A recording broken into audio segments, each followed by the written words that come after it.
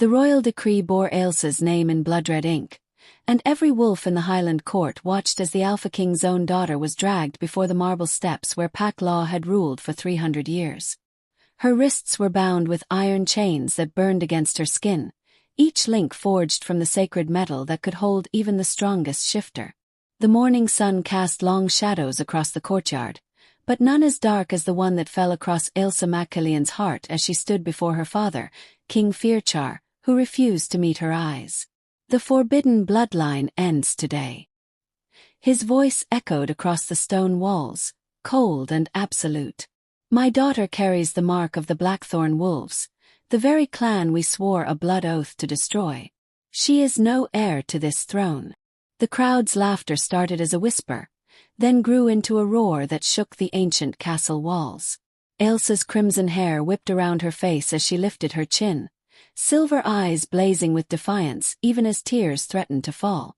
She had known this moment would come ever since the night she discovered the truth, that her mother, the beloved Queen Moira, had been a Blackthorn wolf hiding in plain sight, and that Ailsa herself carried the dual bloodlines that could either unite the warring packs or destroy them both. Before we continue this story of betrayal and impossible love, tell me the city you're watching from so I can send you a hug, because what happens next is going to break your heart before it heals it. Father, please. Ailsa's voice cracked, but Fearchar raised his hand, silencing her.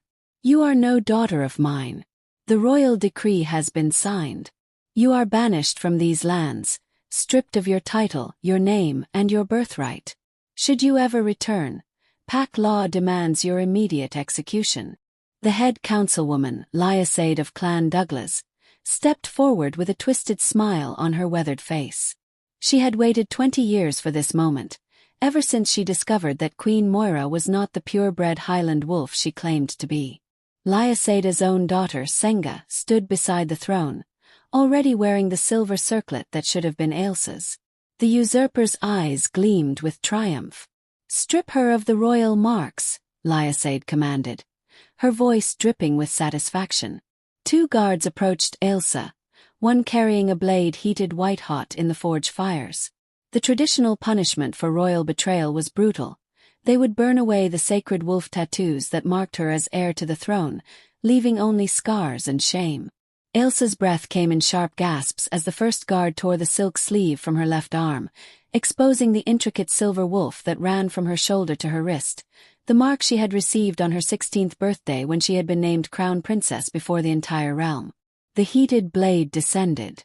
Ailsa screamed, but the blade never touched her skin. A shadow fell across the courtyard, massive and impossible. The temperature dropped so suddenly that frost formed on the marble steps, and every wolf in the assembly felt their animal instincts scream danger. The guard holding the blade stumbled backward, his face pale with terror, as a figure materialized from the morning mist like a nightmare given flesh. Cináed the Crow King stood at the entrance to the courtyard, and the world seemed to hold its breath. He was legend made real, the rogue alpha who had rejected Pack Law and built an empire in the Shadowlands beyond the Highland borders. 7 feet of raw power wrapped in black leather and violence. His dark hair fell past his shoulders, and his eyes were the color of winter storms. Scars crossed his bare arms, each one a testament to battles won and enemies destroyed. The crow tattoo that covered half his face marked him as an outcast, a king without a kingdom, a wolf without a pack. No one had seen Cináed in 5 years, not since the night he had challenged Fearchar for the throne and been defeated, barely escaping with his life. The stories said he had gone mad in the wilderness, that he commanded an army of rogues and outcasts, that he could kill a man with a single look. Those stories, Ailsa realized as their eyes met across the courtyard, had not been exaggerations. Interesting timing for an execution. Cináed's voice was gravel and smoke, carrying easily across the silent assembly. Especially when you're executing the only legitimate heir to the Highland throne. King Fearchar rose from his seat, his own wolf rising to the surface, golden eyes beginning to glow. You have no authority here, rogue. Leave before I have you hanged for trespassing on royal ground. Cináed's laugh was dark and dangerous. Authority? Well, but I have something far more valuable. He took a step forward, and 20 guards immediately drew their weapons. He didn't seem to notice. His gaze remained fixed on Ailsa, and she felt something electric pass between them, something that made her wolf stir for the first time since the chains had been locked around her wrists. "I have the truth." "There is no truth but pack law," Cináed interjected, moving to stand beside the king. "The girl carries forbidden blood. She must be banished." "The girl," Cináed said softly, and somehow that quiet tone was more threatening than any shout, "is the daughter of Moira Blackthorn, yes. But what you conveniently failed to mention in your little trial is that Moira was not just any Blackthorn. She was the last direct descendant of the first wolf, the pure bloodline that predates both Highland and Shadowland clans. Which makes Ailsa MacCaillion the only wolf alive who can claim true royal heritage over all the packs." The courtyard erupted into chaos. Wolves began shouting, some in outrage, others in disbelief. Senga's face went pale, and Cináed's carefully constructed composure cracked, revealing the panic beneath. But Fearchar simply stared at Cináed with an expression that Ailsa couldn't read. Was it shock, or had he known all along? "You lie," Fearchar said, but his voice lacked conviction. "Do I?" Cináed pulled something from inside his leather coat, a scroll sealed with wax that bore a symbol Ailsa recognized immediately. The first wolf's mark, the ancient seal that had not been used in over 2 centuries. "This is Moira's birth record, authenticated by the Council of Elders before they were conveniently disbanded 20 years ago. Funny timing that. Right around the time a certain king married a mysterious woman with no past and convinced everyone she was a simple Highland wolf." Cináed's eyes narrowed as he looked at Fearchar. "You knew what she was, didn't you? You married her specifically because of her bloodline, thinking you could use it to legitimize your own claim to power. But then you realized that her heritage made your daughter more powerful than you could ever be, and suddenly your blood oath to destroy the Blackthorns became very inconvenient." "Enough!" Fearchar's roar shook the stones. His transformation began, golden fur rippling across his skin, but Cináed didn't move. Didn't even flinch. "Go ahead," the Crow King said quietly. "Transform. Attack me. Prove to everyone here that I'm lying. Or..." He paused, letting the word hang in the air. "You could tell them the truth. Tell them that you've been planning to kill your own daughter since the day she was born, waiting for the perfect moment to eliminate the one threat to your stolen throne." Ailsa's world tilted. She looked at her father, the man who had taught her to ride, who had braided her hair when she was small, who had told her bedtime stories about brave wolves and honorable kings, and saw the truth written in his eyes. Not surprise. Not denial. Just cold calculation. "You knew," she whispered. The chains around her wrists suddenly felt like they weighed nothing compared to the weight of this betrayal. "Mother told you what she was, and you married her anyway. You used her. You used me. I protected you," Fearchar snarled, his transformation receding as he struggled to maintain control. "I gave you a life of luxury, of safety. All I asked in return was your obedience and your silence. You asked for my death." Ailsa's voice grew stronger, fueled by a rage she had never known she possessed. "You created a law banning Blackthorn blood just so you could eventually use it against me. How long have you been planning this? Since I was 10, 15. Or did you mark me for execution the moment I was born?" Senga stepped forward, her hand moving to the ceremonial dagger at her waist. "She's a threat to the stability of the realm. The law is clear." "The law," Cináed interrupted, his voice cutting through Senga's words like a blade, "is whatever the true heir declares it to be. And unless I'm mistaken, that heir is currently in chains." He moved then, so fast that the guards didn't have time to react. One moment he was standing at the courtyard entrance, the next he was beside Ailsa, his hand wrapped around the iron chains. His skin should have burned. Iron was toxic to all shifters, but Cináed simply squeezed, and the metal shattered like glass. Ailsa gasped as the chains fell away, the burning sensation immediately fading from her wrists. Cináed caught her as she stumbled, one arm wrapping around her waist, and for a moment they were frozen there, her back against his chest, his breath warm against her ear. "Trust me," he whispered, so quietly that only she could hear. "Just for the next 60 seconds. Trust me, and I'll give you back everything they tried to steal." She should have said no. Should have pushed him away. This was the Crow King, the monster from every cautionary tale. The rogue who had killed his own pack members rather than submit to unjust authority. But his arm around her waist felt solid and real, and his heartbeat against her back was steady and sure. And for the first time since she had discovered her mother's secret, Ailsa didn't feel alone. "I trust you," she breathed. Cináed released her, but only so he could turn her to face the assembly. His hand remained on the small of her back, a silent gesture of support. When he spoke, his voice carried to every corner of the courtyard. "I, Cináed of the Shadowlands, called Crow King and Master of the Rogue Territories, do hereby invoke the ancient right of challenge and protection. This woman, Ailsa, daughter of Moira Blackthorn and rightful heir to the First Wolf's throne, is under my protection. Any who seek to harm her must first go through me." The courtyard fell silent. The challenge and protection was an ancient tradition, one that predated even pack law. It meant that Cináed was offering himself as Ailsa's champion, that he would fight to the death anyone who threatened her. It also meant something else, something that made several of the elder wolves gasp in recognition. It meant he was claiming her as his mate. "You can't," Cináed started, but Cináed's expression stopped her mid-sentence. "I can and I have. Pack law is clear. Once the challenge is invoked, no harm can come to the protected party until the challenge is resolved through formal combat or—" He paused, and Ailsa swore she saw a hint of a smile cross his scarred face. "Through the union of the protector and the protected in a blood oath more binding than any marriage. A true mate bond."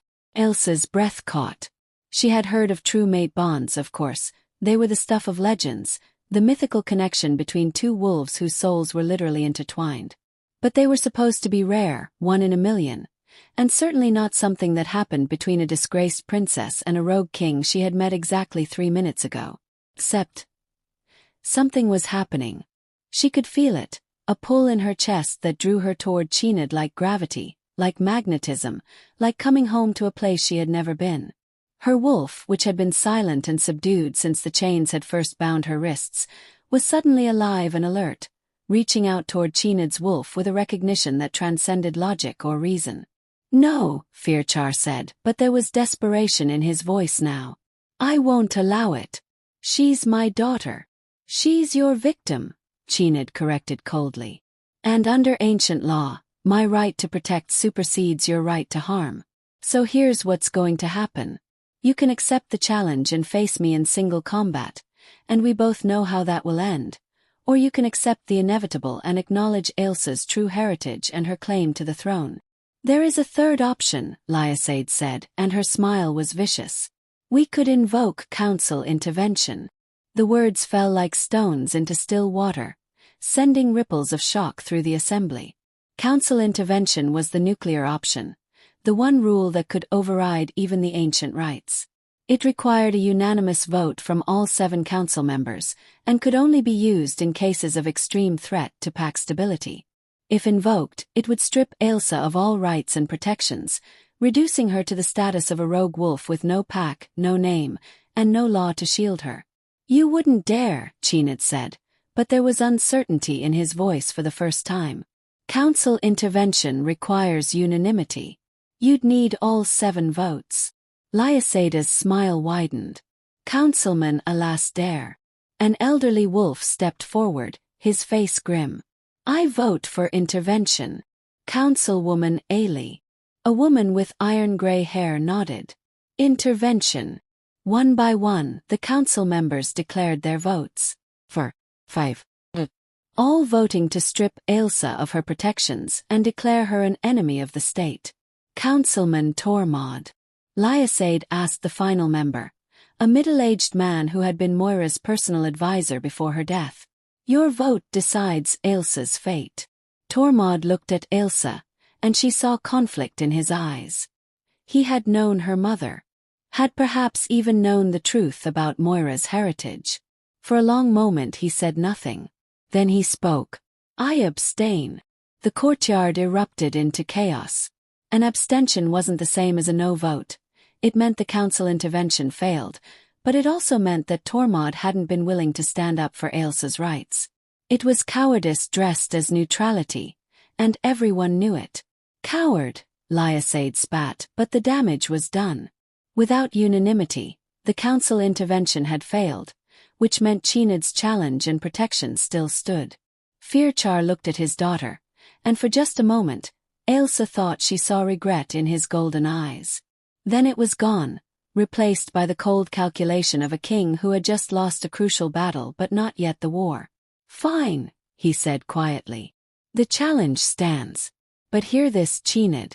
If you truly claim this woman as your mate, then you accept all the responsibilities and burdens that come with protecting her. Every enemy she has made becomes your enemy. Every crime she is accused of becomes your crime.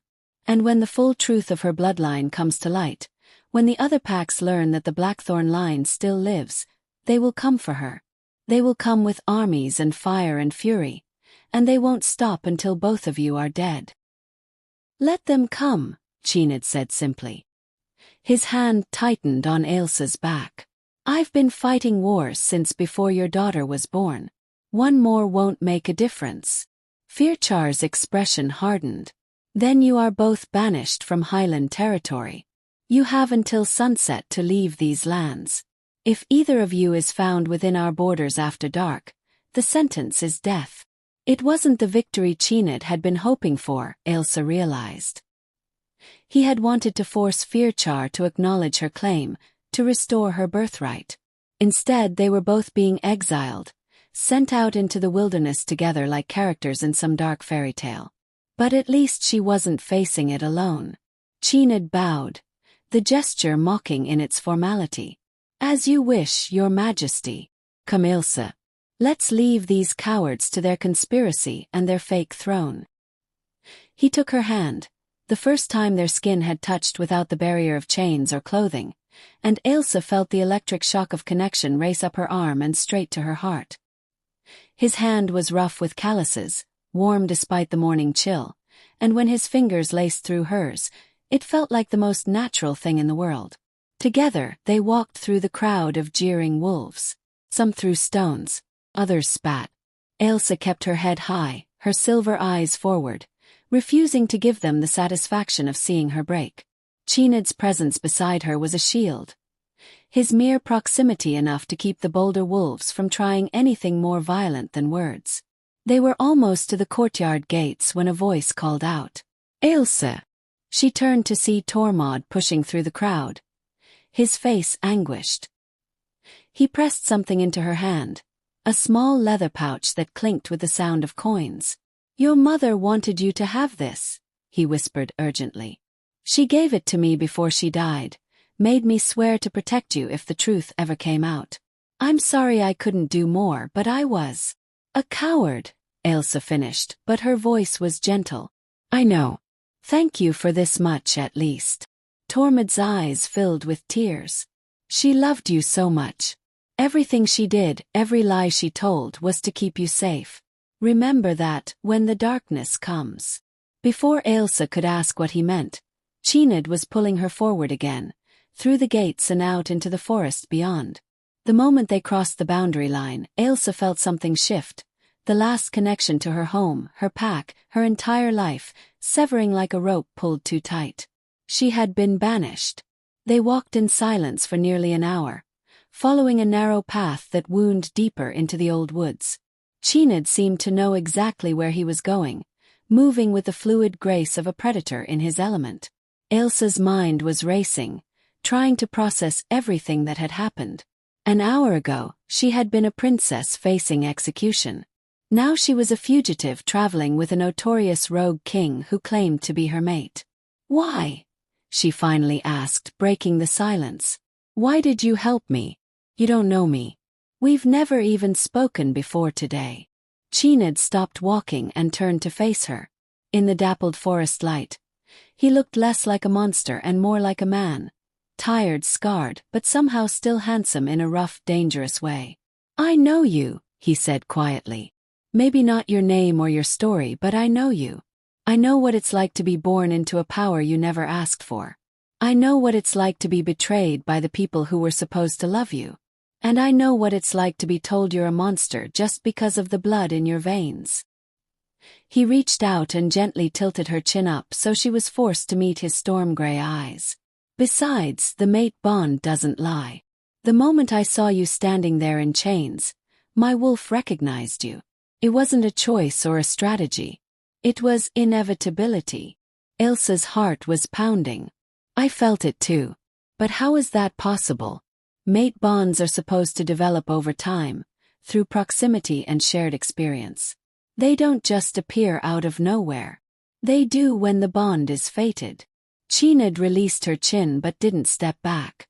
"True mates, the ones bound by destiny rather than choice, recognize each other instantly.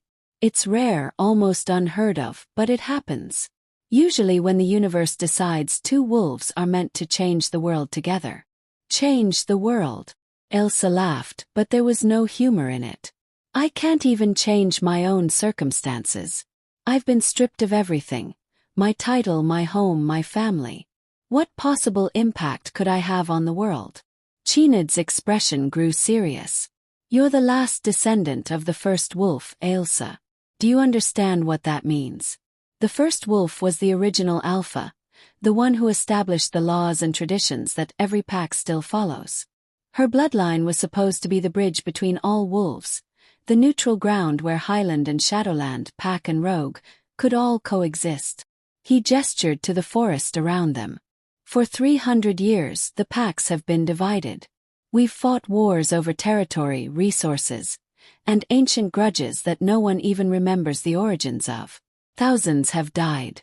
Thousands more live in fear and poverty, rejected by the established packs and forced to survive in the wilderness like animals.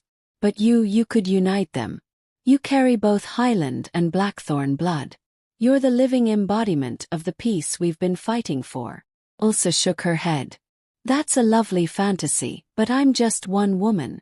Even if I wanted to unite the packs, which I'm not sure I do, considering how well that just worked out for me, I have no army, no resources, no political power. I'm a banished princess with nothing but the clothes on my back and whatever's in this pouch Tormod gave me." She opened the leather pouch and gasped. It wasn't just coins. Nestled among the gold pieces was a ring. Her mother's ring, the one Moira had always worn but never explained. It was silver, set with a moonstone that seemed to glow with its own inner light, and engraved around the band were symbols that Ilsa didn't recognize. "That's the seal of the first wolf," Cináed breathed, staring at the ring with something like awe. "I've only seen drawings of it in ancient texts. If you have that ring, Ilsa, you have more power than any army could give you.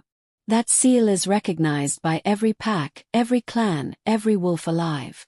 It's the symbol of absolute authority." Ilsa slipped the ring onto her finger, and immediately she felt a surge of energy run through her body. Her wolf, which had been subdued and quiet, suddenly roared to life, stronger and more powerful than she had ever felt it before. The forest around her came into sharp focus. She could hear the heartbeat of a rabbit 50 yards away, could smell the rain that was still hours from falling, could feel the pulse of life in every tree and stone. "What's happening to me?" she gasped, falling to her knees as the power overwhelmed her.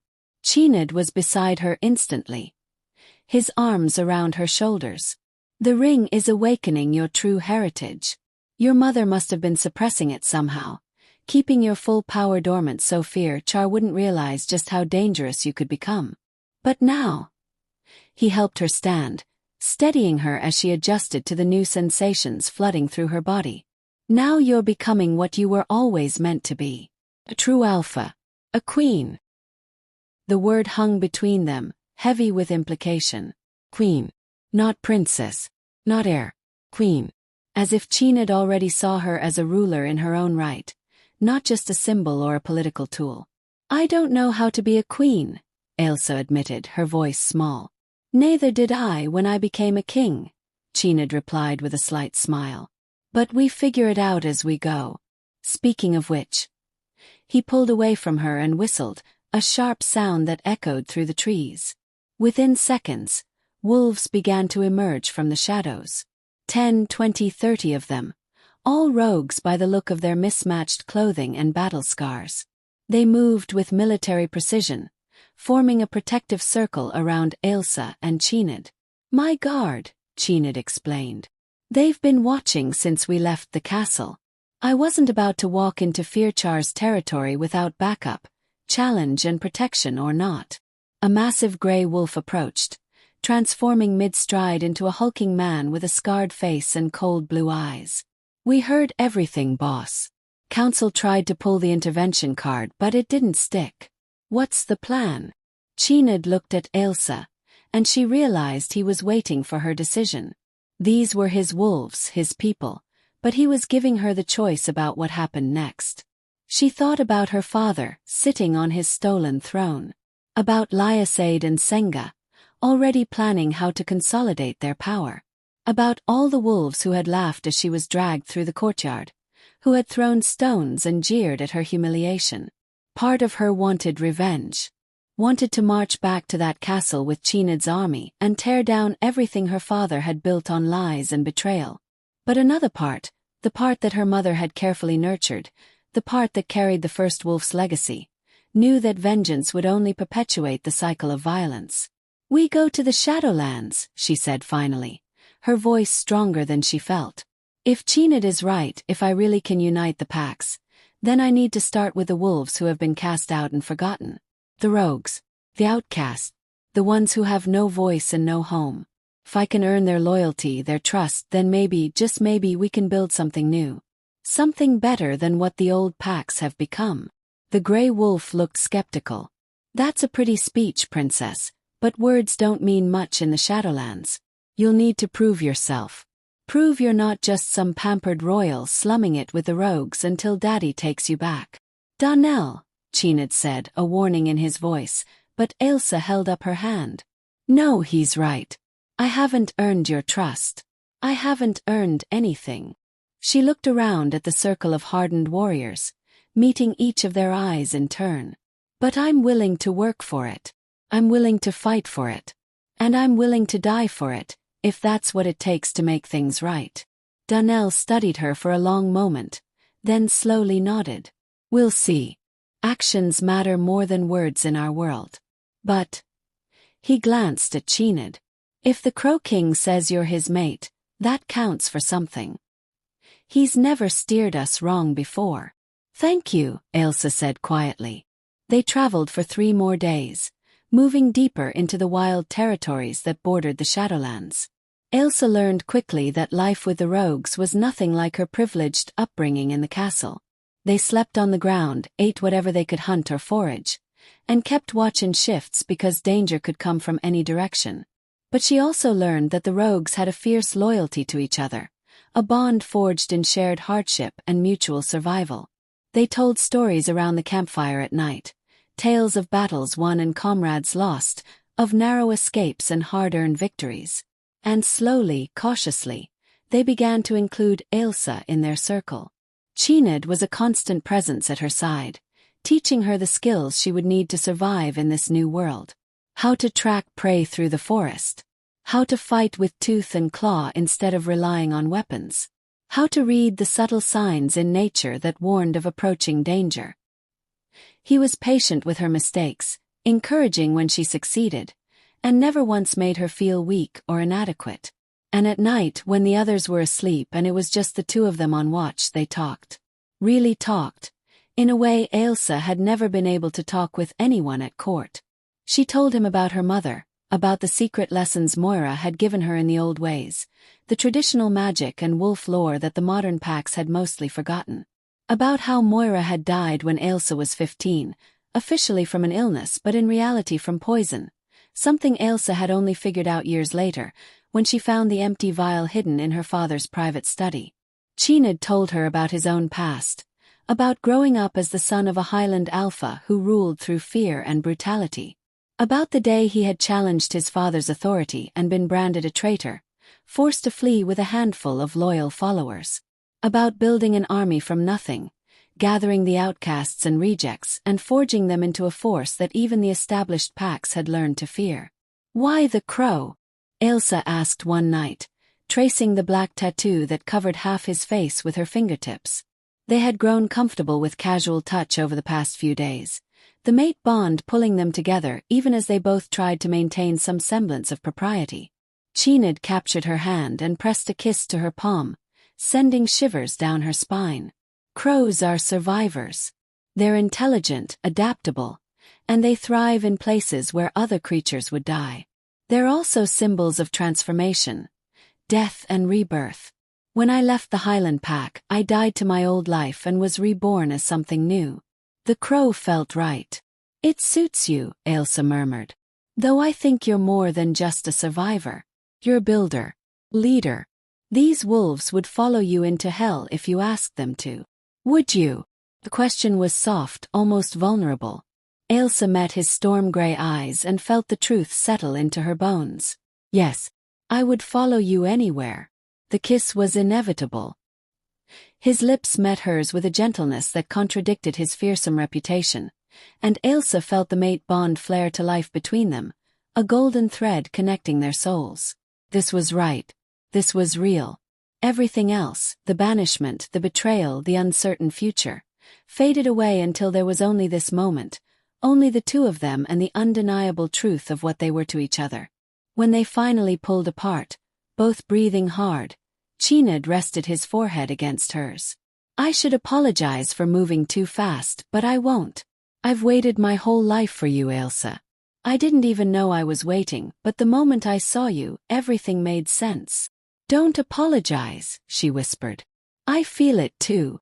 They arrived at the Shadowlands on the 4th day, and Ailsa's breath caught at the sight. She had expected darkness and decay, the wasteland of nightmares that Highland propaganda had always described. Instead, she found a thriving settlement built into a massive canyon system, with hundreds of wolves living in carved stone dwellings connected by rope bridges and wooden walkways. Gardens grew on terraced levels, and the sound of children playing echoed off the canyon walls. "Welcome home," Cináed said, watching her reaction carefully. The word felt strange and yet somehow perfect. This place, these people who had been rejected and cast out just like her, this was where she belonged now. But their arrival had not gone unnoticed. A crowd was gathering at the main entrance to the settlement, and at the front stood a woman with silver hair and eyes like chips of ice. "So," the woman said, her voice carrying across the canyon, "the Crow King returns, and he brings a Highland princess to our doorstep. Have you forgotten everything we stand for, Cináed? Have you forgotten why we left the established packs in the first place?" Cináed's jaw tightened, but his voice remained calm. "Catriona, I haven't forgotten anything. But circumstances have changed. This is Ailsa MacCailian, daughter of Moira Blackthorn and the last heir of the first wolf's bloodline. She has been banished from the Highland Pack and claimed as my mate. She seeks sanctuary in the Shadowlands." Catriona's eyes narrowed as she studied Ailsa. "The first wolf's bloodline is a myth, a fairy tale told to pups to make them behave. You're asking us to believe that this pampered princess is somehow our salvation."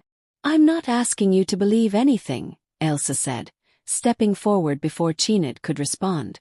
"I'm asking for a chance to prove myself. I know I come from privilege. I know I've never had to struggle the way you have. But I also know what it's like to be betrayed by the people who were supposed to protect you. I know what it's like to have everything stripped away because of circumstances beyond your control." She held up her hand, showing Moira's ring with its glowing moonstone. "My mother died to keep this bloodline secret. My father tried to have me executed to keep his power. I've lost everything except my life, and even that is only because Cináed was brave enough to challenge an entire court. So no, I'm not your salvation. I'm not your savior or your queen or anything else. I'm just a woman who wants to fight for something better than what we've had. And if you'll let me, I'd like to fight alongside you." The silence stretched out, heavy and tense. Then slowly Catriona smiled. It was a cold smile, calculating, but there was respect in it. "Pretty words. Let's see if you can back them up with action. Tomorrow at dawn you'll face our entrance trial. If you pass, you're welcome in the Shadowlands. If you fail, she shrugged. Well, the canyon floor is a long way down.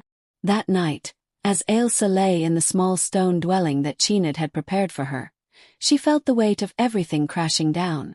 The trial tomorrow would determine her future, her place in this new world.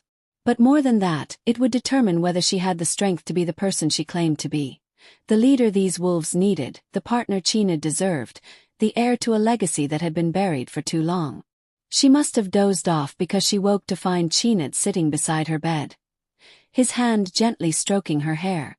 The moonlight streaming through the window cast shadows across his scarred face, making him look both dangerous and heartbreakingly tender. "You should be sleeping," she murmured, not pulling away from his touch. "So should you. But we're both too nervous about tomorrow." He smiled slightly. "The trial isn't as bad as Catriona made it sound. She's testing your courage more than your skill." "What exactly does the trial involve?" Cináed hesitated, and that hesitation told Ailsa everything she needed to know. It was going to be dangerous, possibly deadly. You have to descend to the bottom of the canyon using only the old rope ladders, some of which haven't been maintained in years. Then you hunt and kill a shadow stag, one of the massive deer that live in the canyon depths. They're twice the size of normal deer and 10 times as aggressive. After that, you climb back up carrying the stag's heart as proof of your kill. Ailsa's stomach dropped. She had never hunted anything larger than a rabbit. Had never climbed anything more challenging than the castle walls when she was sneaking out as a teenager. "And if I fall, you die." Cináed's voice was blunt, honest. "But you won't fall. I'll teach you everything you need to know tonight. We have hours before dawn." They spent the night in intensive training. Cináed showed her how to test rope before trusting her weight to it, how to distribute her body to maintain balance on unstable surfaces, how to use her wolf senses to track prey through difficult terrain. He was a patient teacher, correcting her mistakes without judgment, encouraging her progress without false praise. But more than the physical training, he taught her something more important: confidence. Not the false bravado she had worn at court, the princess persona she had cultivated to hide her insecurities. Real confidence, born from understanding her own capabilities and accepting her limitations. "You're stronger than you think," he told her as the sky began to lighten with approaching dawn. "Not because of your bloodline or your title, but because you've survived everything they threw at you and you're still standing. Still fighting. That's true strength." Ailsa kissed him then, pouring all her gratitude and fear and hope into that kiss. When they pulled apart, she could see her own emotions reflected in his storm-gray eyes. "Come back to me," he whispered against her lips. "Always," she promised.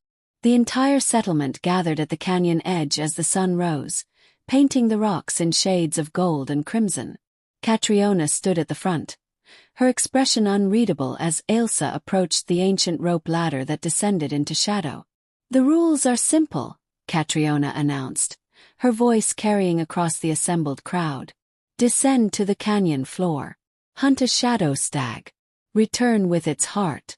Do all of this before sunset or you fail. Use your wolf form if you wish, but know that the ladders are designed for human hands. Choose wisely." Ailsa looked down into the canyon depths. The bottom was barely visible, shrouded in morning mist and shadow. The rope ladder swayed in the wind, looking impossibly fragile. She could feel dozens of eyes on her, watching, waiting to see if the pampered princess would break. She thought about her mother, who had hidden her true nature for 20 years to protect her daughter. About Cináed, who had risked everything to save a woman he barely knew. About all the wolves who had been cast out and forgotten, who were watching to see if she was worthy of their trust. Then she grabbed the rope and began to descend. The first 100 feet were the hardest. Her hands, soft from years of court life, began to blister almost immediately. The rope burned against her palms, and her arms shook with the effort of controlling her descent. But she remembered Cináed's instructions: test each rung before trusting it, Keep her weight centered, breathe through the fear. Halfway down, one of the rungs snapped beneath her foot. For a heart-stopping moment, Ailsa swung out into empty air, her full weight suspended by her burning hands.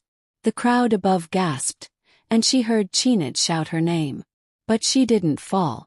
She found her footing on the next rung, steadied herself, and kept going. Her wolf was howling inside her, urging her to shift, to use claws instead of soft human hands. But Ailsa knew that if she shifted now, in this precarious position, she would lose the fine motor control needed to navigate the damaged ladder. So she endured. Rung by burning rung, she descended into the canyon depths. When her feet finally touched solid ground, Ailsa collapsed to her knees, gasping. Her hands were raw and bleeding, her arms trembling with exhaustion. But she was alive. She had made it. Now came the hunting. The canyon floor was a different world from the settlement above. Ancient trees grew here, twisted and gnarled, their branches forming a canopy that blocked out most of the sunlight. The air was thick and humid, filled with the scent of moss and decay and something else, something wild and dangerous. Ailsa shifted into her wolf form, and immediately her senses sharpened. She could smell the shadow stag now, a musky scent mixed with fresh vegetation. Her wolf wanted to charge forward, to chase down the prey with tooth and claw. But Ailsa forced herself to be patient, to stalk carefully through the undergrowth. She found the stag drinking from a stream in a small clearing. It was massive, easily 8 feet tall at the shoulder, with antlers that spread like tree branches and eyes that glowed with an eerie red light. This was no normal deer. It was something ancient, perhaps magical, a creature that had survived in these depths for generations. Ailsa circled downwind, keeping low to the ground. Cináed had taught her that the key to hunting large prey was patience and precision. Wait for the perfect moment, then strike fast and hard at a vital point. The stag raised its head, nostrils flaring. It had scented something, though not Ailsa yet. She held perfectly still, barely breathing, waiting for it to return to drinking. That's when she heard the growl behind her. Ailsa spun to find herself face to face with 3 rogue wolves, their fur matted and their eyes wild with hunger. These weren't Cináed's rogues. These were the truly outcast, the wolves who had been rejected even by the Shadowlands settlement. Dangerous, desperate, and standing between her and escape. The largest wolf spoke, his voice rough from disuse. Well, well, a Highland princess playing at being one of us. How touching! Ailsa's hackles rose, but she forced her voice to remain steady. I'm not playing at anything. I'm completing the entrance trial. The trial. The wolf laughed, a harsh barking sound. You think Catriona actually expects you to succeed? This is the execution disguised as a test. She wants you dead, princess, and she's counting on the canyon to do what your father couldn't. The words hit like physical blows. Was it true? Had Catriona sent her down here knowing she wouldn't survive? But even as doubt crept in, Ailsa remembered the look in Cináed's eyes, the absolute certainty that she could do this. Then I'll prove her wrong, Ailsa said quietly. And I'll prove you wrong too. Now move aside or what? The lead wolf moved closer, lips pulled back in a snarl. You'll fight us. 3 against 1. You really are as stupid as you are privileged. Not 3 against 1, said a voice from above. Ailsa looked up to see Donnell, Cináed's grey-furred second-in-command, perched on a branch overhead. 2 more of Cináed's wolves emerged from the shadows on either side of the clearing. The Crow King said to let her handle the trial herself. Donnell continued, his voice casual but his body tense and ready for violence. But he didn't say anything about interference from scavengers. So here's what's going to happen. You 3 are going to disappear back into whatever hole you crawled out of, and we're going to pretend this never happened. Or. His smile was all teeth. We settle this the old way. The 3 rogue wolves exchanged glances, clearly calculating their odds. Then, with snarls of frustration, they melted back into the shadows. Donnell looked down at Ailsa. Don't mistake this for help with your trial. The stag is still yours to hunt. But Cináed would have my hide if I let you get ambushed by scavengers. Consider this, evening the playing field. Then he and the other wolves disappeared as silently as they had arrived, leaving Ailsa alone with her racing heart and the shadow stag, which had bolted during the confrontation. Now she had to track it all over again, except now it would be on high alert. Perfect. It took 2 hours of careful stalking before Ailsa found the stag again, this time in a rocky area near the canyon wall. The creature was nervous, ears swiveling at every sound. Ailsa knew she would only get one chance. If she missed, the stag would disappear into the maze of boulders and she would never find it again before sunset. She crept forward, using every shadow, every boulder for cover. Her heart was pounding so hard she was sure the stag would hear it. Closer, closer. Just a few more feet and she would be in striking range. The stag's head shot up. It had heard something, not Ailsa but something else in the canyon. For a split second, it was perfectly still, broadside to where Ailsa waited. She struck. Her wolf form covered the distance in 3 powerful bounds, launching herself at the stag's throat. Her jaws closed on flesh and she tasted blood, hot and copper. The stag screamed, a sound no normal deer could make, and tried to throw her off. Its antlers swung wildly, one point catching Ailsa's shoulder and tearing through fur and skin. But she didn't let go. She bit down harder, shaking her head the way Cináed had taught her, going for the vital arteries. The stag's struggles grew weaker, then stopped. Ailsa released her grip and shifted back to human form, clutching her bleeding shoulder. The wound wasn't deep, but it hurt like fire. Still she had done it. She had actually done it. Using the knife Cináed had given her, she carefully cut the stag's heart free. It was massive, the size of both her fists together, still warm with residual life. She wrapped it in leaves and began the long climb back up. The climb was worse than the descent. Her shoulder screamed with every movement, her blistered hands could barely grip the rope, and exhaustion was setting in hard. More than once, Ailsa felt herself slipping, felt the rope sliding through her bloody fingers. But each time, she thought of Cináed waiting for her at the top. Thought of proving Catriona wrong. Thought of her mother, who had been so much stronger than anyone knew, hiding her true nature for decades to protect her family. I am Ailsa, daughter of Moira Blackthorn, she whispered to herself as she climbed. I am the heir of the first wolf. I do not break. I do not fall. The words became a rhythm, matching her movements. Pull, breathe, climb, repeat. When her hand finally grasped the canyon edge and she hauled herself over the top, the sun was just touching the horizon. She had made it back with minutes to spare. Catriona stood waiting, her expression carefully neutral. The entire settlement had gathered again, watching in silence as Ailsa struggled to her feet and walked forward on shaking legs. She held out the stag's heart, her hand trembling but steady enough. I've completed the trial, Ailsa said, her voice hoarse. Do I have sanctuary? Catriona took the heart, examining it carefully. Then slowly she smiled. A real smile this time, not the cold calculation from before. You have more than sanctuary, girl. You have respect. She raised the heart high so everyone could see. Ailsa MacCailian has passed the entrance trial. She is one of us now, a wolf of the Shadowlands. The crowd erupted into cheers. Ailsa's knees finally gave out, but Cináed was there to catch her, sweeping her into his arms as if she weighed nothing. You did it, he murmured into her hair, his voice thick with emotion. Gods, Ailsa, you actually did it.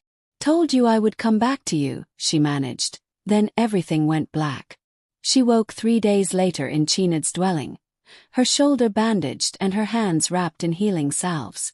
Cináed was asleep in a chair beside her bed, his head resting on his arms. He looked exhausted, dark circles under his eyes, and Ailsa realized he must have been keeping vigil the entire time she was unconscious. Cináed, she whispered, and his eyes snapped open immediately. Ailsa, thank the gods. He was beside her in an instant, his hand cupping her face with infinite gentleness. You've been out for 3 days. The wounds got infected. Something in the stag's blood was toxic. Catriona said it's common with shadow stags, part of what makes them so dangerous to hunt. But I'm okay now.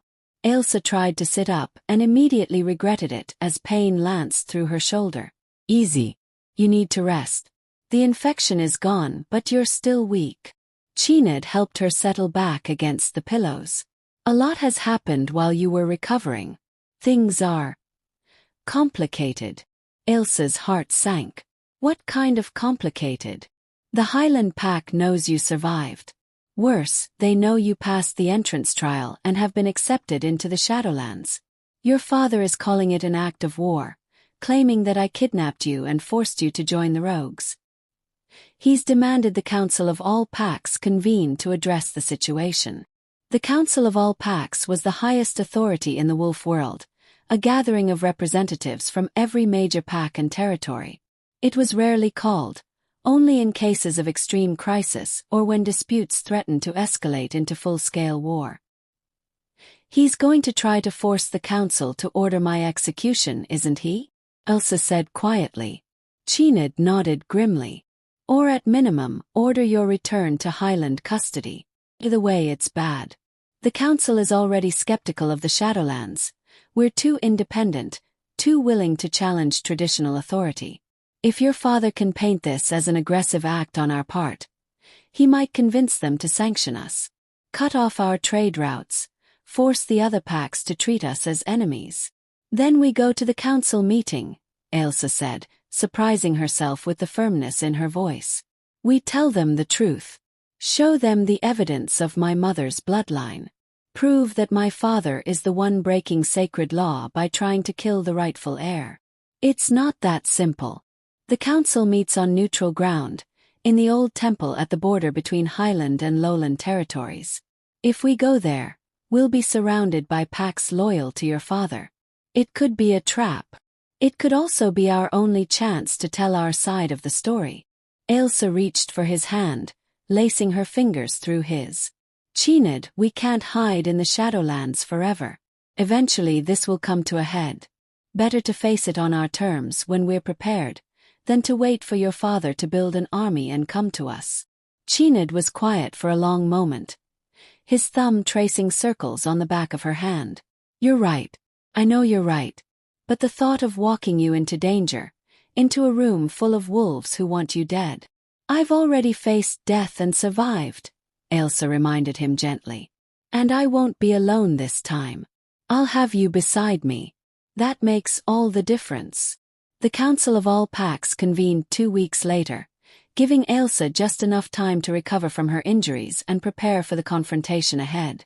Cináed insisted on bringing his full guard, 50 of his best warriors, all seasoned fighters who had proven themselves in countless battles. The old temple was exactly as ancient as its name suggested, a massive stone structure built before the packs had divided, when all wolves had supposedly lived in harmony under the first wolf's guidance. The irony of holding this particular meeting in this particular place was not lost on Ailsa. They arrived at dawn to find representatives from 7 major packs already assembled. The Highland Pack, of course, led by King Fearchar. The Lowland Pack, traditional rivals to the Highlands. The Coastal Pack, wealthy traders who controlled the profitable sea routes. The Mountain Pack, isolationists who rarely left their alpine territory. The Forest Pack, mystics who claimed to maintain the old traditions. The Desert Pack, fierce warriors from the southern territories. And the Island Pack, seafarers who had remained neutral in most conflicts. Cináed's Shadowlands rogues were the 8th faction, though many of the assembled wolves clearly didn't consider them legitimate. Ailsa could feel the hostile stares as they entered the temple, could hear the whispered insults and threats. But she kept her head high, the first wolf's ring gleaming on her finger, and walked beside Cináed as if she belonged exactly where she was. The council chamber was a circular room with a raised platform in the center. Each pack's representative sat in designated areas around the circle, with neutral ground in the middle where those being judged would stand. Fearchar sat in the Highland section, Senga beside him wearing a crown that should have been Ailsa's. Lyasaid stood behind them, her expression triumphant. The council elder, an ancient wolf named Aongas who claimed to remember the last great council over a century ago, called the session to order by striking a massive gong. The sound reverberated through the chamber, demanding silence. "We are gathered to address a grave accusation," Aongas intoned, his voice surprisingly strong for someone so old. "King Fearchar of the Highland Pack accuses Cináed of the Shadowlands of kidnapping Princess Ailsa MacKillian, corrupting her with false promises, and forcing her to join his rogue faction against her will. These are serious charges. Cináed, how do you answer?" Cináed stood, and the room seemed to hold its breath. "The charges are completely false. I did not kidnap Ailsa. I saved her from execution at the hands of her own father."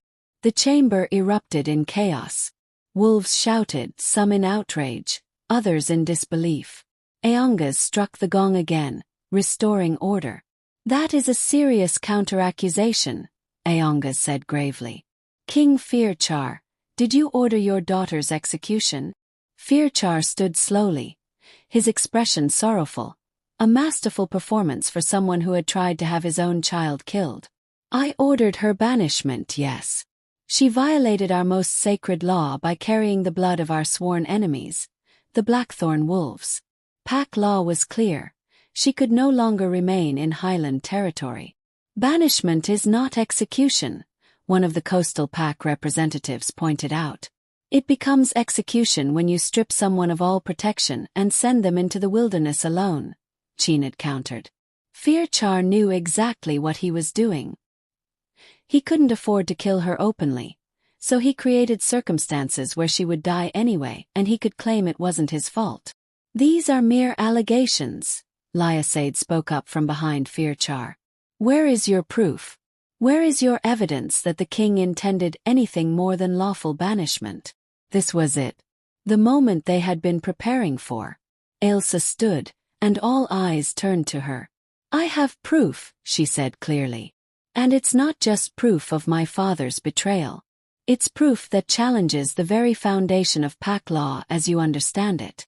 She held up her hand, showing the ring with its glowing moonstone. Several of the older wolves gasped in recognition. "This is the seal of the first wolf, passed down through my mother's bloodline. My mother was Moira Blackthorn, yes, but she was not just any Blackthorn. She was the last direct descendant of the first wolf herself, the one who established pack law and united all wolves under a single banner. That makes me the rightful heir not just to the Highland throne, but to authority over all packs."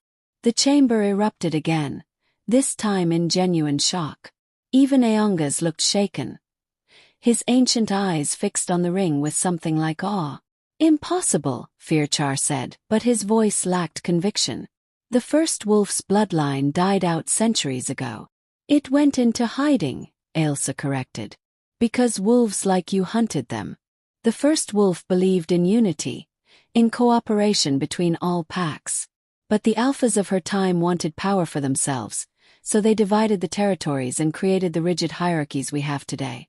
They hunted down anyone who challenged their authority, including the first wolf's own descendants." She moved to stand in the center of the platform, addressing all the assembled wolves. "My mother hid her heritage to protect me. But even in hiding she taught me the old ways. She showed me that pack law as we practice it now is a corruption of what the first wolf intended. We've turned into exactly what she feared, warring factions more interested in power and territory than in the welfare of our people. And you think you can change that?" one of the mountain pack representatives asked, his tone skeptical. "One girl with a ring and a story." "Not alone," Ailsa agreed. "But with help. With wolves who are willing to remember what we're supposed to be instead of what we've become. I think we can change everything."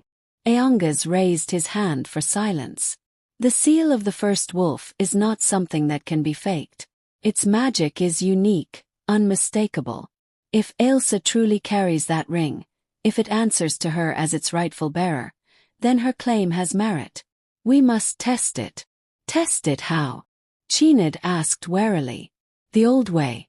The seal responds only to those of true bloodline, and it grants them authority over all wolves, even against their will. If Ailsa is who she claims to be, she should be able to command any wolf in this room to obey her, regardless of their pack or rank. Ailsa's heart was pounding. She had felt the ring's power awakening her wolf abilities, had sensed its energy flowing through her. But she had never tried to use it to command another wolf. What if it didn't work? What if the ring had chosen her but she didn't know how to use it properly? Choose your subject, Aongas instructed. Who will you command? Ailsa looked around the room. She could choose Cináed, who was already her mate and would likely obey anyway. Or one of his wolves, who respected her. But that wouldn't prove anything. Her eyes landed on Fearchar. My father, she said quietly. I command King Fearchar of the Highland Pack. The room went silent. Fearchar's expression hardened. His wolf rising to the surface, ready to resist. No one could command an alpha against their will. It was impossible, a violation of the fundamental nature of wolf hierarchy. Ailsa held up her hand, the ring catching the light. She didn't speak aloud. Instead, she reached out with her will, with the power that was awakening inside her, and commanded with every fiber of her being. Kneel. For a moment nothing happened. Fearchar stood proud and defiant, his golden eyes blazing with fury and fear in equal measure. Then slowly his knees began to bend. He fought it. Everyone could see the strain on his face, the way his whole body trembled with effort as he tried to resist. But the seal's power was absolute. Inch by inch, his knees lowered until they touched the stone floor. King Fearchar, the proud alpha who had ruled the Highland Pack for 30 years, was kneeling before his banished daughter. The chamber erupted once more, but Ailsa barely heard it. She released the command, and Fearchar slumped forward, gasping. She felt no triumph, only a deep sadness. This was her father, the man who had once carried her on his shoulders and taught her to howl at the moon. And it had come to this. The test is satisfied, Aongas declared, his voice shaking with the weight of what they had just witnessed. Ailsa MacCaelian carries the true bloodline of the first wolf. By ancient law, her authority supersedes all pack hierarchy. This changes everything, the Lowland Pack representative breathed. If she has that kind of power, she could unite the packs by force, someone else finished. Make us all bow to her will. Or, Ailsa said firmly, drawing their attention back to her, I could choose not to. I could choose to lead by earning your trust rather than commanding your obedience. The power to force compliance exists, yes. But my mother taught me that true leadership comes from service, not domination. She looked at each pack representative in turn. I'm not asking to be your queen. I'm asking for a chance to prove that we can be better than what we've become. The Shadowlands have shown me that wolves from different packs, different backgrounds, can work together when given the chance.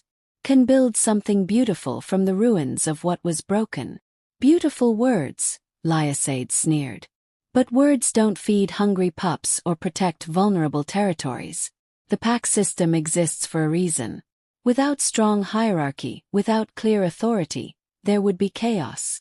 There's already chaos, Donnell spoke up from where he stood with Cináed's guard. There are hundreds of rogue wolves living in the wilderness because your precious pack system rejected them. Cubs dying because their parents were cast out for minor infractions. Mates separated because they came from different packs, and love is less important than politics. Other voices joined in, wolves from various packs sharing stories of injustice, of loved ones lost to rigid pack law, of potential wasted because talent and character mattered less than bloodline and status. Aongas listened to all of it, his ancient face thoughtful. Finally, he raised his hand for silence once more. The council has heard testimony from both sides. We have witnessed proof of Ailsa MacCaelian's bloodline and authority. Now we must decide. How do we respond to this revelation? Do we acknowledge her claim? Do we maintain the status quo? Or do we forge a new path forward? I have a proposal, Ailsa said before anyone else could speak. Give me 1 year. Let me work with the Shadowlands and any other wolves who choose to join us. Let me prove that a different system can work, one based on merit and character rather than bloodline and birth. At the end of that year, we reconvene the council. If I've failed, I'll step aside and accept whatever judgment you pass. But if I've succeeded, if I can show you a better way, then I ask that you consider real change. And in the meantime, the Desert Pack representative asked, what happens to existing pack structures? Nothing, unless individual packs choose to change. I'm not demanding revolution. I'm offering an alternative. Wolves who are happy with their current packs can stay. Those who want something different can join us. Let's see which system actually serves our people better. It was a reasonable proposal, and several of the representatives looked intrigued. But Fearchar wasn't done fighting. You're asking us to legitimize a rogue faction that threatens everything we've built, he said, his voice still rough from being forced to kneel. To give my treasonous daughter free rein to undermine pack authority and steal our members. I will not support this. Your support is noted, Aongas said dryly. But you are only one voice among 8. We vote now. All in favor of granting Ailsa MacCailian's proposal, 1 year to prove her alternative system, after which we reconvene to assess, indicate by raising your hand. Cináed's hand went up immediately, of course. Then, to Ailsa's surprise, the Coastal Pack representative raised their hand.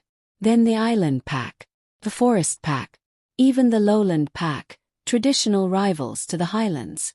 5 votes in favor. Fearchar abstained, as did the Mountain Pack and the Desert Pack, not voting against but not supporting either. The motion carries, Aongas declared. Ailsa MacCailian, you have your year. Use it wisely. The council session ended in a flurry of private conversations and political maneuvering. Several pack representatives approached Ailsa privately, expressing interest in her plans or offering cautious support. Others avoided her entirely, clearly uncomfortable with how the power dynamics had just shifted. But through it all, Cináed remained at her side, a steady presence in the chaos. When they finally made it back to their quarters in the temple guest wing, Ailsa collapsed onto the bed with a groan. That was exhausting, she said. And we only bought ourselves a year. What if I can't deliver on my promises? What if this all falls apart? Cináed sat beside her, pulling her into his arms. Then we'll deal with it together. But Ailsa, you were magnificent in there. The way you stood up to your father, the way you commanded the room. That wasn't the scared princess I met in chains a few weeks ago. That was a queen. I don't feel like a queen, Ailsa admitted. I feel like I'm making this up as I go along and hoping it works out. That's what leadership is, Cináed said with a slight smile. No one really knows what they're doing. We just pretend confidence and make the best decisions we can with the information we have. Ailsa turned to look at him, really look at him. This man who had saved her life, who had believed in her when she didn't believe in herself, who had challenged an entire pack system to protect her. Why did you do it? She asked softly. Why did you risk everything for me that day in the courtyard? You said it was the mate bond, but we barely knew each other. You could have walked away. Cináed was quiet for a long moment, his fingers tracing idle patterns on her arm. Because I saw myself in you. Saw what I had been. Trapped by circumstance, betrayed by family, forced to be something I wasn't. And I remembered how desperately I wished someone had helped me when I was in that position. How much easier it would have been if I hadn't had to claw my way out alone. He cupped her face gently. But it's more than that. The mate bond doesn't lie, Ailsa. The moment I saw you, my wolf knew. You were mine, and I was yours, and nothing else mattered. I would have fought every wolf in that courtyard to keep you safe. Would have faced the entire council alone if that's what it took. You might still have to, Ailsa murmured. My father isn't going to give up. Neither is Lyasaid. They have too much to lose if I succeed. Let them plot. We have a year to build something they can't tear down. Over the next few months, that's exactly what they did. Word of the council's decision spread quickly, and wolves began trickling into the Shadowlands from all territories. Some came because they had been rejected by their birth packs. Others came because they were curious about this new system, this promise of something better. Ailsa worked tirelessly, establishing new structures and systems. Instead of hierarchy based on birth, she created merit-based leadership positions. Instead of rigid pack law, she developed guidelines that could adapt to individual circumstances. Instead of excluding wolves who didn't fit traditional molds, she found ways to include them and utilize their unique talents. It wasn't easy. There were growing pains, conflicts, moments when Ailsa doubted whether any of this could actually work. But slowly, steadily, the Shadowlands settlement grew into something remarkable. A true community where wolves from dozens of different backgrounds worked together, not because they were forced to, but because they chose to. Cináed became her partner in every sense, helping her navigate the politics and complexities of building a new society. Their mate bond grew stronger with each passing day, until Ailsa couldn't imagine her life without him. He was her anchor when doubt threatened to overwhelm her, her advisor when difficult decisions loomed, her comfort when the weight of responsibility felt too heavy to bear. But even as they built something beautiful in the Shadowlands, trouble was brewing in the Highland territory. Reports reached them of Fearchar's activities. He was building alliances with the desert and mountain packs, the two who had abstained from the council vote. He was spreading rumors about Ailsa, claiming she had used dark magic to fake the seal's power, that she was planning to forcibly subjugate all wolves under her authority. "He's preparing for war," Donnell said grimly during one of their strategic meetings. "All the signs are there. He's stockpiling weapons, recruiting fighters, making treaties with packs that historically hate each other. The only thing they have in common is fear of what you represent. How long before he moves against us?" Ailsa asked. 3 months, maybe 4. "He'll wait until close to when the council reconvenes, time it so that if he defeats you, he can present it as a righteous defense against a dangerous upstart. That way, even if some packs condemn his actions, they'll be too late to stop him." Ailsa looked at Cináed, seeing her own worry reflected in his eyes. They had always known this confrontation was coming, but she had hoped for more time. "We need allies," she said finally. "Real allies, packs who will stand with us not just in principle but in actual combat." The coastal pack seemed supportive. "The coastal pack won't risk their trade routes for a war that doesn't directly affect them," Donnell finished. "We need to offer them something they can't refuse. Something that makes supporting you worth the risk." Over the next weeks, Ailsa threw herself into diplomacy. She traveled to the coastal territories with a small delegation, offering them exclusive trading rights with the Shadowlands and access to the skilled craftsmen who had joined their community. She met with the forest pack elders, appealing to their respect for ancient traditions and showing them documents that proved the seal's authenticity beyond any doubt. Slowly, carefully, she built a coalition. Not all the packs joined. The desert and mountain packs remained firmly in Fearchar's camp. But the coastal, forest and island packs all pledged support, not just in words but in warriors and resources. It still might not be enough. Fearchar's forces outnumbered theirs, and he had the advantage of fighting on familiar territory. But at least they wouldn't be alone. The attack came on a cold morning in early spring, just days before the council was set to reconvene. Fearchar didn't bother with subtlety or strategy. He brought an army of 300 wolves directly to the Shadowlands border and demanded Ailsa's surrender. "She has violated the terms of her banishment by building a rival power base," Fearchar's messenger proclaimed, reading from an official-looking scroll. "She has stolen members from legitimate packs, corrupted them with false promises, and threatens the stability of all wolf territories. King Fearchar offers her one chance: surrender herself for judgment, and the Shadowlands settlement will be spared. Refuse, and we will take her by force." Ailsa stood on the canyon rim, looking down at the army assembled below. Behind her, the entire Shadowlands community had gathered, nearly 500 wolves now, including the reinforcements from allied packs. Children, elders, warriors, crafters, healers, all looking to her for guidance. "No," she called down, her voice amplified by the canyon acoustics. I won't surrender to a tyrant who tried to murder his own daughter. If you want me, Fearchar, come and take me yourself. Face me in single combat, as pack law demands when an alpha is challenged." There was silence. Then Fearchar himself stepped forward from the army, and Ailsa's breath caught. He looked older than she remembered, haggard and worn. Whatever he had become, whatever he had done, he was still her father, the man who had once loved her. "You think I won't fight you?" Fearchar shouted up. "You think because you're my blood I'll hesitate?" "I think you're afraid," Ailsa called back. "Afraid that if you face me alone, everyone will see the truth. That you're not fighting to protect pack law or stability. You're fighting to protect your stolen throne." Fearchar's transformation was instantaneous, human form melting into massive golden wolf in the span of a heartbeat. He howled, a sound of pure rage and challenge, and charged up the canyon path.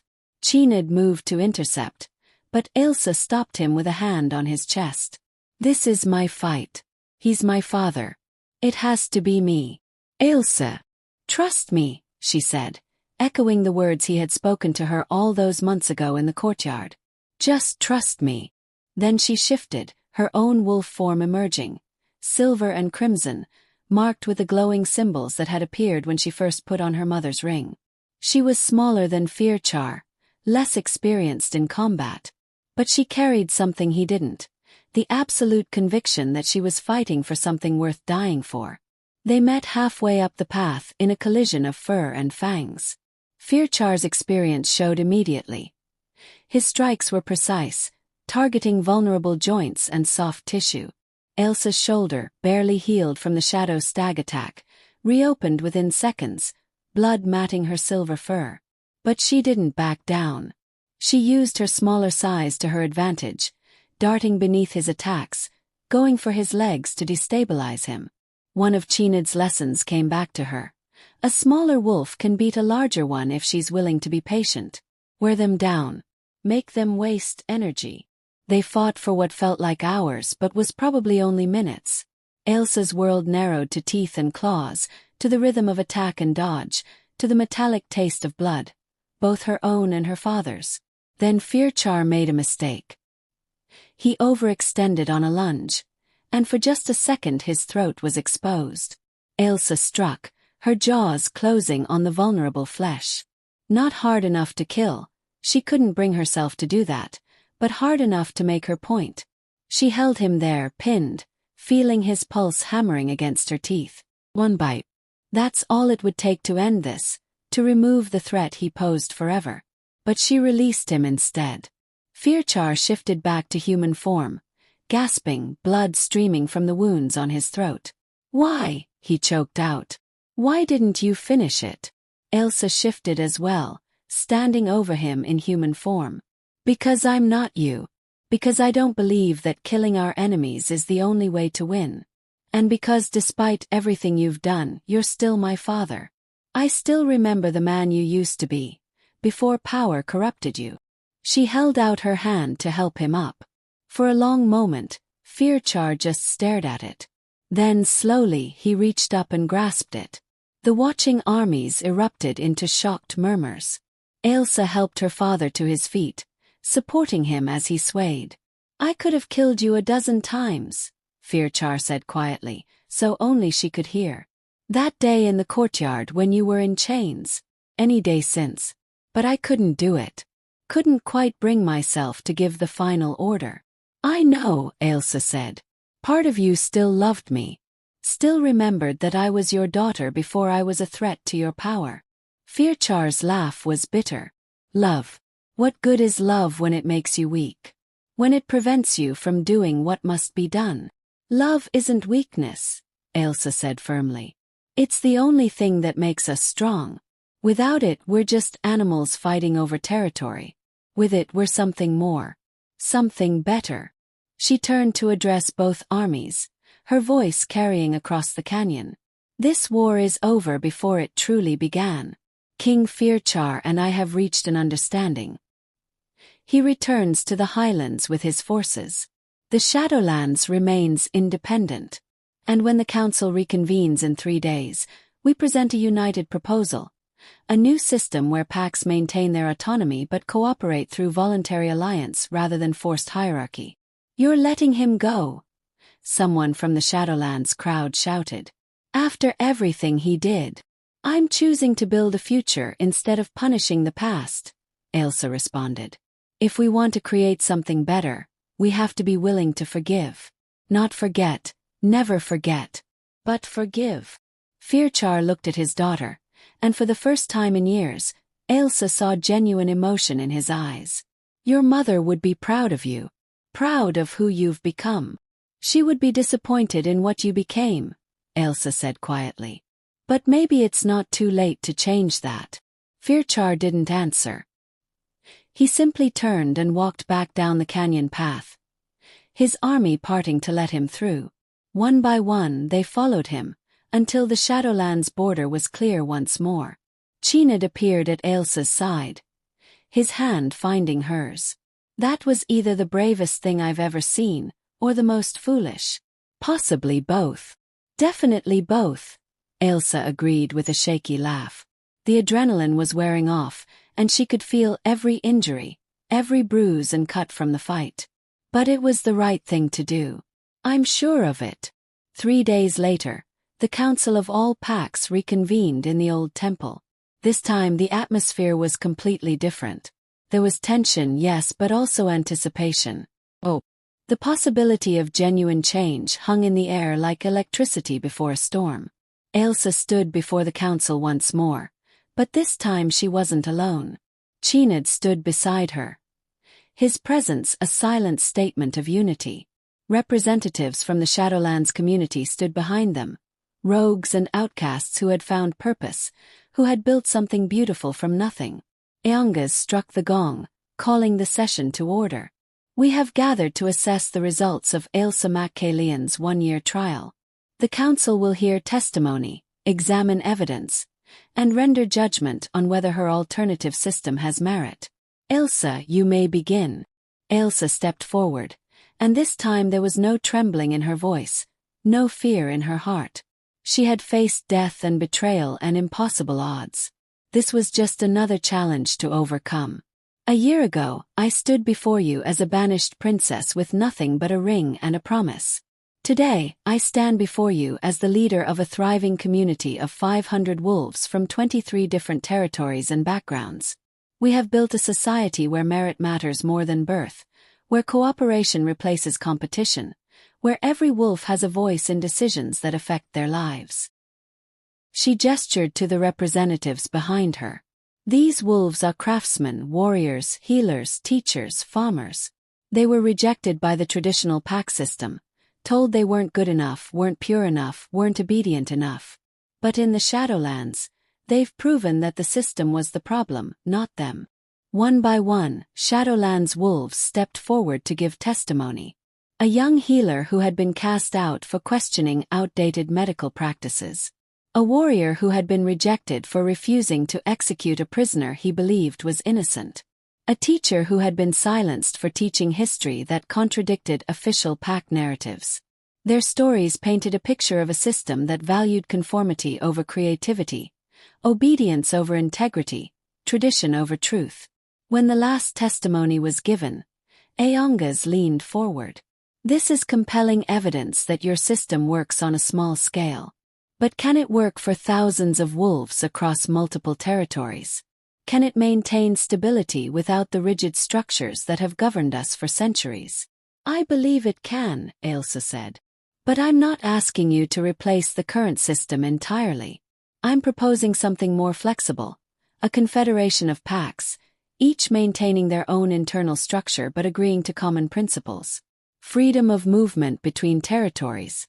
Protection for wolves who are cast out unjustly. Dispute resolution through mediation rather than combat. Shared resources during times of hardship. She pulled out a document, the product of months of work with Cináed and their advisors. This is a proposed charter for the Confederation of Free Packs. It preserves pack autonomy while creating mechanisms for cooperation and mutual aid. It protects individual wolves from unjust persecution while maintaining reasonable standards for community safety. The council members passed the document around, reading it carefully. Ailsa watched their faces, trying to gauge reactions. Some looked intrigued, others skeptical. Fearchar's expression was unreadable. Finally, the lowland pack representative spoke. "This is remarkably well thought out.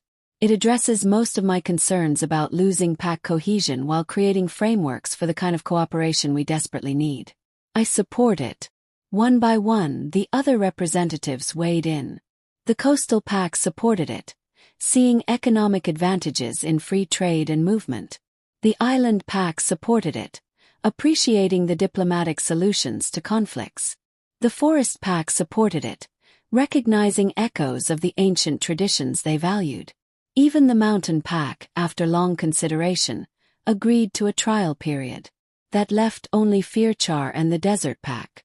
The desert representative shook their head. "Too radical. Too much change too fast. I abstain." All eyes turned to Fearchar. He sat in silence for a long moment, his face carved from stone. Then he stood. "I spent 30 years building my power on the current system. I broke laws, betrayed trusts, even tried to kill my own daughter to maintain it.